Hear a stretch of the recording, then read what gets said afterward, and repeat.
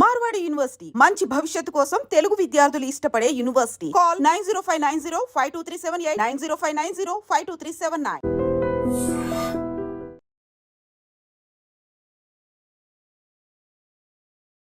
భారత్తో యుద్ధానికి ఎంతమంది మద్దతిస్తారు? ఒక్కరు కూడా చెయ్యెత్తలేదు. ఎవరో కాదు, పాకిస్తాన్ పౌరులు. ఇది కత్తులు దూసే కాలం కాదు. అలాగే రక్తం కళ్ళ చూస్తేనే శత్రువు లొంగిపోతేనే విజయం అనుకునే రోజులు అసలు ఎప్పుడో పోయినాయి. బొందిలో ప్రాణం ఉన్నా ఊపిరి ఆపేయొచ్చు. బల ప్రయోగం చేయకుండానే కాళ్ళు చేతులు కట్టేయొచ్చు. పాకిస్తాన్ విషయంలో ఇప్పుడు భారత్ అక్షరాల ఇదే చేస్తోంది. ఆ లెక్కన పాకిస్తాన్పై అసలు భారత్ ఎప్పుడో వార్ స్టార్ట్ చేసేసింది అనుకోవాలి. వరుస స్ట్రైక్స్తో దాయాది పూర్తిగా ఉక్కిరి బిక్కిరి అవుతోంది. మనందరికీ తెలిసిందే. That is Bharat. పాకిస్తాన్పై పాక్ ప్రజలకే నమ్మకం లేదా అంటే ఆ దేశం పోరాటానికి ముందే ఓడిపోయినట్టు అర్థం. ఇది కదా ప్రతీకారం అంటే. మరి యుద్ధం అంటే బాంబుల వర్షం కురిపించడం, శత్రువులను గురిపెట్టడమా?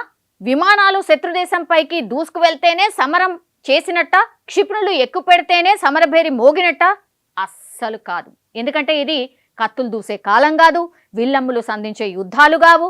రక్తం కళ్ళ చూస్తేనే శత్రువు లొంగిపోతేనే విజయం అనుకునే రోజులు ఎప్పుడో పోయినాయి. సో బొందులో ప్రాణం ఉన్న ఊపిరి ఆపేయొచ్చు, బల ప్రయోగం చేయకుండానే కాళ్ళు చేతులు కట్టేయచ్చు. పాకిస్తాన్ విషయంలో ఇప్పుడు భారత్ చేస్తుంది ఇదే. ఆ లెక్కన పాకిస్తాన్పై అసలు భారత్ ఎప్పుడో వార్ స్టార్ట్ చేసేసింది కదా. వరుస స్ట్రైక్స్తో దాయాదిరి ఉక్కిరి బిక్కిరి చేసేస్తున్నాం కదా మనం. సో వాటర్ స్ట్రైక్స్తో పాకిస్తాన్పై యుద్ధం మొదలు పెట్టేసింది భారత్. సింధు నదీ జలాల ఒప్పందాన్ని రద్దు చేయడం శత్రువు ఊహకైనా అసలు అందని మేజర్ అటాక్ అది. ఇప్పుడు ఆ నదిపై 6 జల విద్యుత్ ప్రాజెక్టులు నిర్మించబోతున్నాం మనం. అది మేరా భారత్.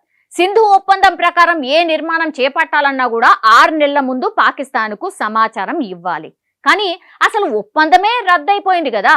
పాకిస్తాన్కి అసలు చెప్పడానికి ఏం లేదు, చేసుకుంటూ పోవడం మాత్రమే ఉంది. చినాబ్ నదిపై సలాల్ డ్యామ్, బాగ్లిహార్ డ్యామ్ గేట్లను మూసేయడంతో ఇప్పుడు పాకిస్తాన్ ఆల్మోస్ట్ గొంతు ఎండిపోయిన పరిస్థితి, నీళ్లు లేనటువంటి పరిస్థితి. సో బయటికి వెళ్తే తలెత్తుకోలేకపోతున్నాం. ఇది పాకిస్తాన్ జర్నలిస్టులు చెప్తున్నటువంటి మాట. ఉగ్రవాదులను పెంచి పోషించింది, దేశాన్ని సర్వనాశనం చేస్తున్నారనే కోపంతో రగిలిపోతున్నారు పాక్ ప్రజలు. సో ప్రజల్లో ఎంత అసహనం ఉందో చెప్పేందుకే ఇప్పుడు ఇస్లామాబాద్లోని లాల్ మసీద్లో జరిగినటువంటి సంఘటన నిదర్శనం అని చెప్పొచ్చు. ఎందుకంటే భారత్తో యుద్ధం జరిగితే ఎవరు మా వెంట నిలుస్తారని మౌలానానే అడిగారు ప్రజల్ని. ఒక్కరంటే ఒక్కరు కూడా చెయ్యి లేపలేదు, పైకి ఎత్తలేదు. పాక్లోని అంతర్గత రాజకీయాలు కావచ్చు, ఆర్థిక సంక్షోభంతో అక్కడి ప్రజలు పూర్తిగా విసిగిపోయారు. పాలకులతో పాటుగా ఇప్పుడు సైన్యం పైన కూడా నమ్మకం కోల్పోతున్నారు అక్కడ ఉన్నటువంటి ప్రజలు. భారత్తో కయ్యానికి కాలు దువ్వుతున్న పాకిస్తాన్కి ఇంతకంటే ఘోర అవమానం ఏమన్నా ఉంటుందా? ఇస్లామాబాద్ లాల్ మసీద్లో ముస్లింలు ప్రత్యేక ప్రార్థనలు కార్యక్రమాలు చేపట్టిండ్రు అక్కడ. ఈ ప్రత్యేక ప్రార్థనలో ముస్లిం మత పెద్దలు పాల్గొని వాళ్ళకి దిశానిర్దేశం చేయబోయారు. ప్రపంచవ్యాప్తంగా కూడా ఉద్రిక్త పరిస్థితులు ఉన్నాయి కాబట్టి భారత్ పాక్ యుద్ధానికి ఎంతమంది మద్దతిస్తారు అని మత పెద్దలే వాళ్ళ అక్కడ ఉన్నటువంటి మసీదులో ఉన్నటువంటి పౌరుల్ని అడిగిండ్రు. అయితే ఈ ప్రశ్నకు అసలు వాళ్ళు కూడా షాక్ అయిపోయినరేమో. మేబీ జవాబే దొరకలేదు అక్కడి నుంచి. ఒక్క పాక్ పౌరుడు కూడా యుద్ధానికి మద్దతు తెలియజేయలేదు. శత్రుదేశమైనటువంటి పాక్ పౌరుల నుంచి ఇలాంటి స్పందన లభించడం ఇప్పుడు పూర్తిగా చర్చనీయాంశంగా మారిపోయింది.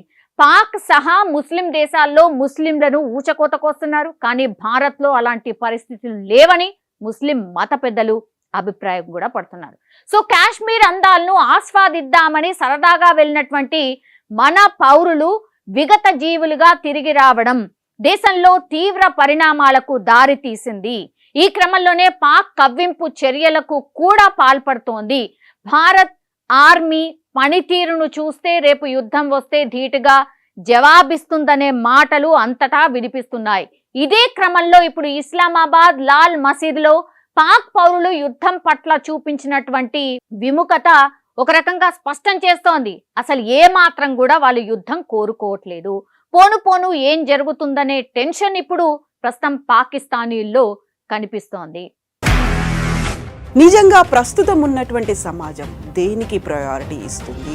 ఆర్థిక సంబంధాల చుట్టూ మాత్రమే తిరుగుతోంది. మళ్ళీ ఎన్నికలంగానే చాలా విరక్తి కలుగుతున్నాం. మంచి అనిపిస్తుంది కదా, లేడీస్ కూడా ఛాలెంజింగ్ జాబ్స్ చేసినప్పుడు చాలా బాగుంటది. ట్రాఫిక్ అసిస్టెంట్స్ గా నియమించిన ట్రాన్స్జెండర్స్ అందరితో సాల్యూట్ చేయించుకుంటున్నారు. ఫుడ్ డెలివరీ ఇవ్వటానికి వెళ్ళినటువంటి డెలివరీ బాయ్ అనిల్ పై కళ్ళ ముందు